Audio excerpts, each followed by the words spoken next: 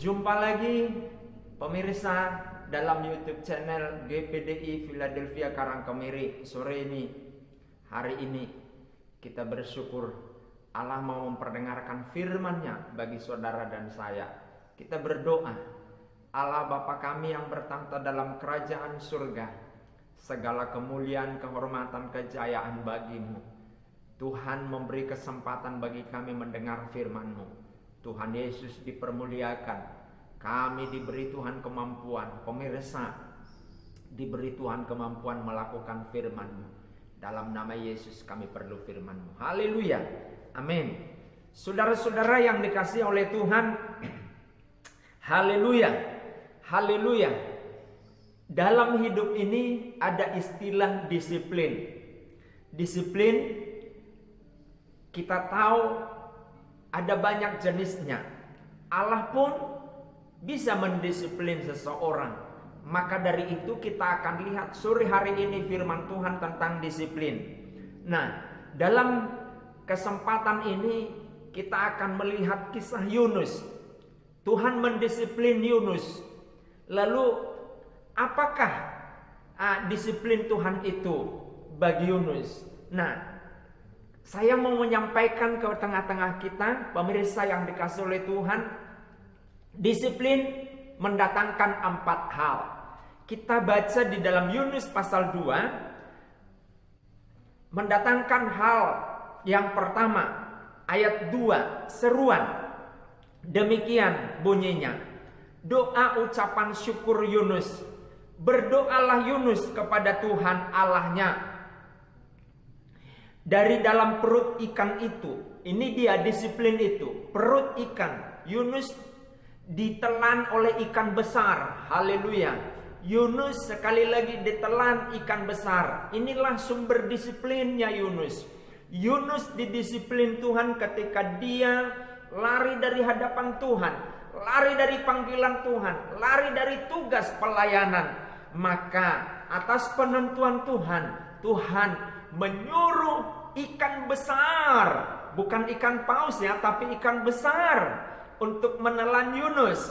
Haleluya. Inilah disiplin itu. Lalu mendatangkan disiplin yang pertama, haleluya, mendatangkan seruan. Ayat 2 katanya, dalam kesusahanku aku berseru kepada Tuhan dan Ia menjawab aku.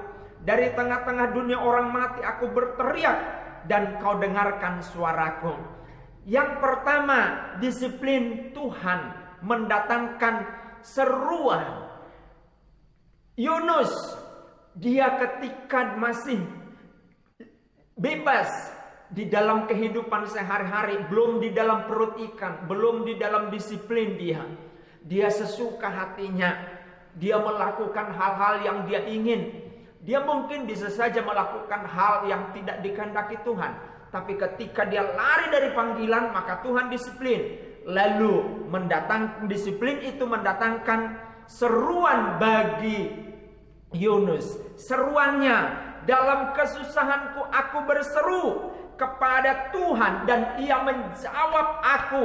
Di tengah-tengah dunia orang mati aku berteriak dan Kau dengarkan suaraku. Saya tidak tahu bagaimana kondisinya Yunus pada saat itu di dalam perut ikan, di dalam disiplin Tuhan.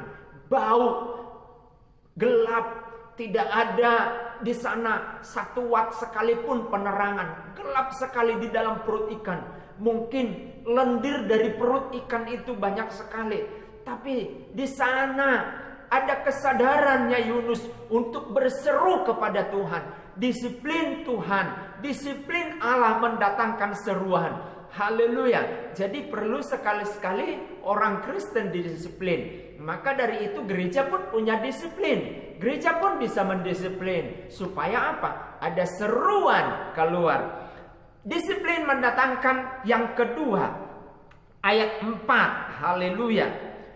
Dan aku berkata, telah terusir aku dari hadapan matamu. Mungkinkah aku memandang lagi bait-Mu yang kudus? Haleluya.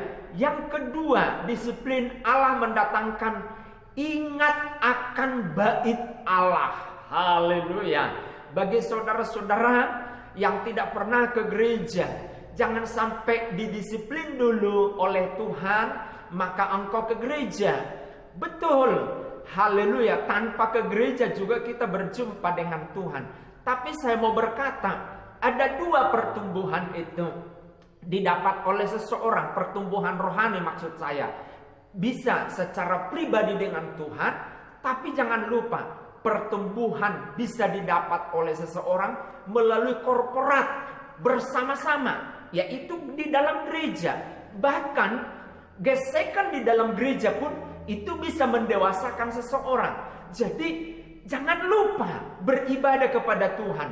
Yunus, dia baru ingat ibadah, dia baru ingat bait Tuhan.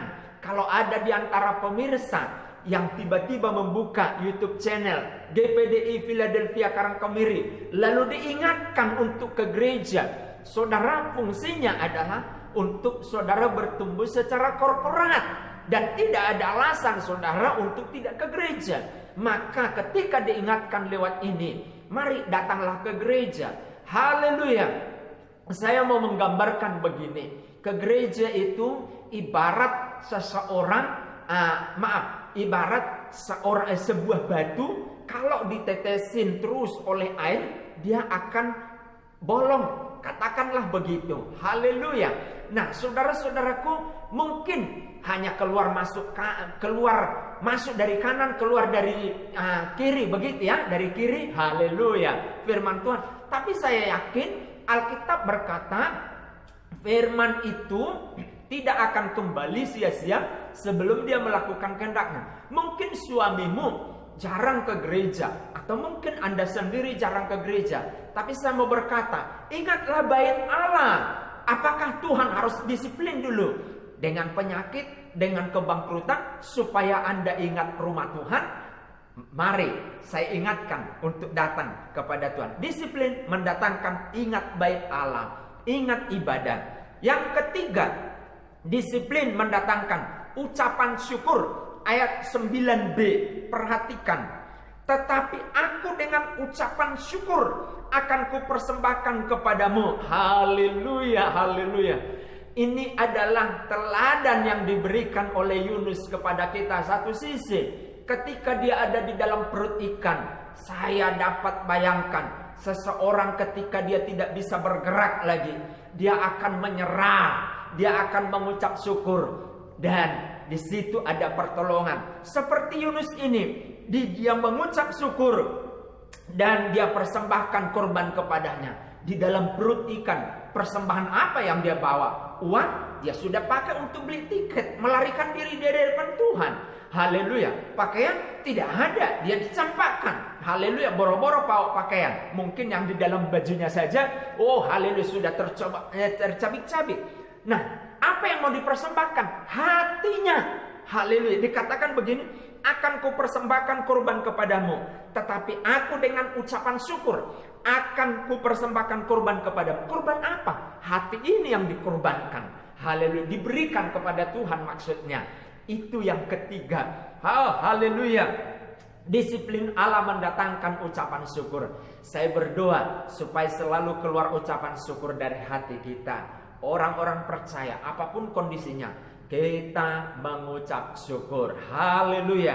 Haleluya. Haleluya. Yang keempat, disiplin Allah mendatangkan komitmen membayar nazar. Ayat 9b. Apa yang kunazarkan akan kubayar. Keselamatan adalah dari Tuhan. Haleluya. Haleluya. Haleluya. Dikatakan oleh Yunus pasal 2, apa yang kunazarkan akan kubayar. Alkitab berkata di dalam pengkhotbah, jangan engkau bernazar kalau engkau tidak bisa memenuhinya. Rupanya ada nazarnya si Yunus ini. Dan nazar itu mungkin panggilan. Ada di antara kita yang sudah ada panggilan dan berkata kepada Tuhan, aku mau melayani Tuhan. Tapi engkau tidak pernah berangkat mengambil start untuk masuk melayani Tuhan. Oh haleluya. Bayar nazarmu kepada Tuhan. Jangan sampai Tuhan disiplin dulu sehingga engkau membayar nazarmu.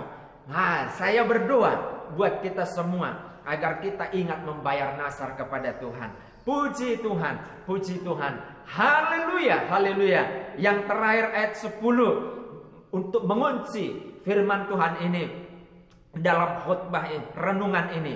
Lalu berfirmanlah Tuhan kepada ikan itu, dan ikan itu pun memuntahkan Yunus ke darat. Haleluya.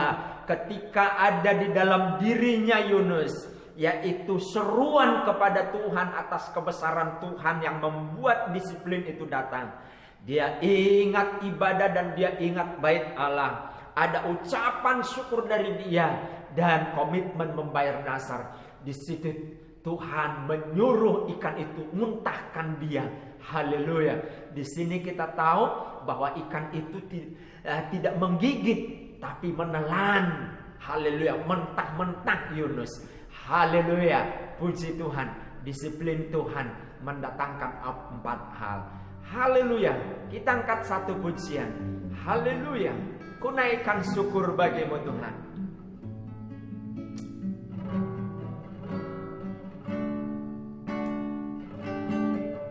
Amin. Ku naikkan syukur padamu Yesus. Ku sembah sujud kepadamu Tuhan, di hadapan tahta kemuliaan-Mu. Ku tinggikan, ku agungkan, selamanya ku naikkan syukur. Ku naikkan syukur padamu Yesus. Ku sembah sujud kepadamu Tuhan, di hadapan tahta kemuliaan-Mu. Ku tinggikan, ku agungkan selamanya. Oh, segala puji syukur bagimu.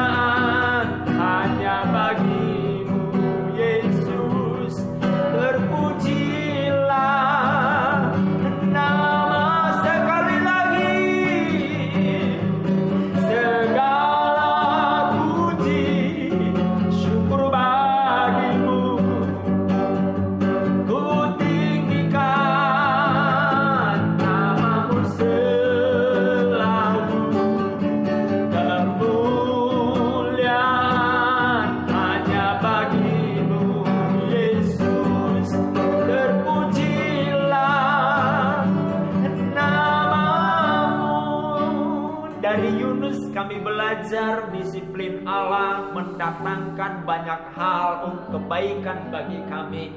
Terima kasih Tuhan. Disiplin itu biasanya Engkau hadirkan di tengah-tengah kehidupan seseorang. Ketika orang itu bandel, ketika orang itu tidak mau diatur oleh Tuhan, maka biarlah itu menjadikan seseorang itu, kami semua orang Kristen, orang percaya, menjadi orang-orang yang menerima kasih karunia Tuhan melalui disiplin itu. Terima kasih Tuhan. Kami berdoa buat saudara-saudara kami yang sedang sakit. Bahkan Tuhan Yesus, Bapak Yohanes yang ada di Solo, kami berdoa yang sudah 8 tahun dia stroke, tidak bisa bangkit berjalan. Kami berkata, Engkau bangkit dalam nama Tuhan Yesus Kristus. Bangkitkan imanmu untuk berjalan. Bertindaklah, berjalanlah dalam nama Yesus. Terima kasih Tuhan. Dan rekan-rekan kami yang lain mungkin terbaring sakit lemah karena kanker. Oh Tuhan Yesus, usus buntu dan lain sebagainya. Segala apapun penyakit itu kami letakkan nama Yesus yang menyembuhkan. Terima kasih Tuhan. Kami berdoa buat bangsa kami. Tuhan berbicara kepada bangsa kami. 260 penduduk negeri kami, 260 juta penduduk negeri kami kurang lebih. Tuhan berbicara untuk mereka terima keselamatan. Dan kami berdoa Tuhan berkati bangsa kami, pemerintahan mulai dari Presiden Jokowi, bahkan gubernur-gubernur, bupati-bupati, camat-camat, kepala-kepala desa, bahkan ke tingkat RW RT, semua mereka melaksanakan amanat Tuhan untuk menjalankan roda pemerintahan kami sesuai dengan kebenaran firman Tuhan. Kami tidak bisa mengontrol mereka, tapi Roh Kudus yang mengontrol mereka. Demikian juga anak-anak Tuhan yang duduk di dalam pemerintahan kami. Biarlah mereka sadar bahwa mereka membawa suara kenabian dan suara apostolik itu. Terima kasih Tuhan. Bagimu puji, hormat dan syukur. Kami mengucap syukur dan semua kami menerima kesembuhan dari Tuhan. Dalam nama Tuhan Yesus Kristus. Haleluya, haleluya. Amin.